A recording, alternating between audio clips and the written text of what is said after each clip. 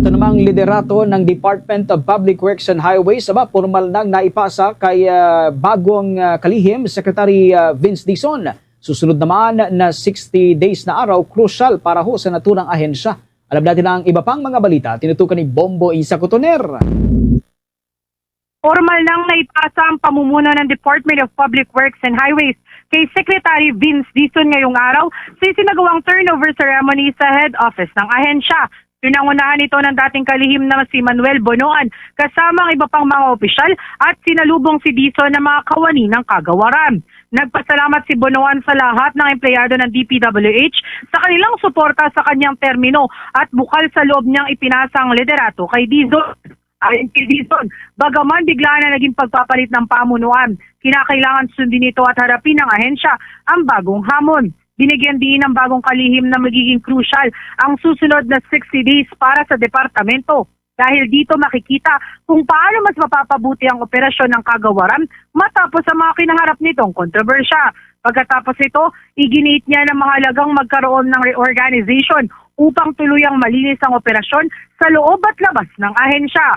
Kaugnay niyang pakinggan natin ang pahayag ng bagong DPWH Secretary Vince Dizon.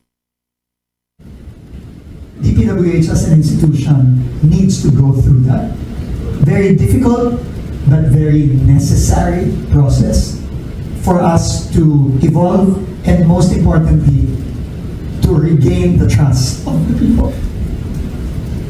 So, I'm sure some of you will ask, how long will this process take? Well, personally, we are giving ourselves 60 days maximum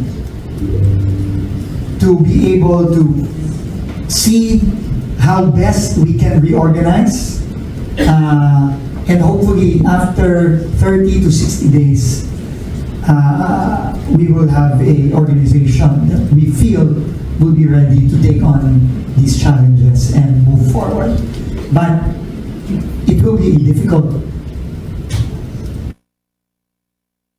Samantala, ibinunyag naman ni Bonoan na mayroong 15 na nawawalang flood control projects mula sa mahigit 1,600 na mga proyekto na kanilang sinuri. Ibig sabihin kasi nito, hindi pa matukoy ng kagawaran kung saan itinayo ang mga nasabing proyekto. Nilinaw ng dating kalihim na magkaiba ang non-existing projects sa ghost projects. Anya, ang ghost projects ay may tala na completed na, ngunit kapag sinuri sa aktual na lokasyon ay wala namang naitatayong infrastruktura. Samantalang non-existent projects naman ay patuloy pa ring binavalidate ng kagawaran. Batay sa ulat, ang 15 na nawawalang flood control projects ay matatagpuan sa Bulacan at sa Regions 1, 2 at 3. Dagdag pa ni Bonoan, handa siyang ipasa ang lahat ng kanilang findings sa kasalukuyang pamunuan upang makatulong sa planong reorganization ng kagawaran. Kaugnay niyang pakinggan natin ang dating DPWH Secretary Manuel Bonoan. As I can recall, I think ang nakita doon is actually there are 15 parang non-existent. Hindi pa naman ghost, this is to be validated. 15 out of I think about 1,600 projects sites that have been validated. Those projects is actually that has already been validated and really found out not to be there. Non-existent for the time being is actually just a matter of validating the locations of these projects that we are talking. Para naman kay Dizon, kinakailangan ng mas malalim na investigasyon dahil naniniwala siyang dekadang problema na ang ganitong issue sa bansa. Tiniyak niya na handa ang departamento na makipagtulungan sa Independent Commission kung kakailanganin upang masuri ang maging ang mga dating proyekto pa na nagdaang administrasyon at matuldukan na ang ganitong anomalya. Mula sa lungsod ng Maynila, ito si Bombo Isa Cotoner and this is Bombo Radio Philippines, the number one and most trusted source of news and information.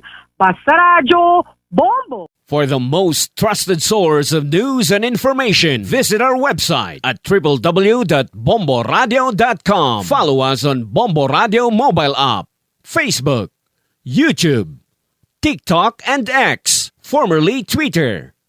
Like, share, and stay connected. anytime, anywhere.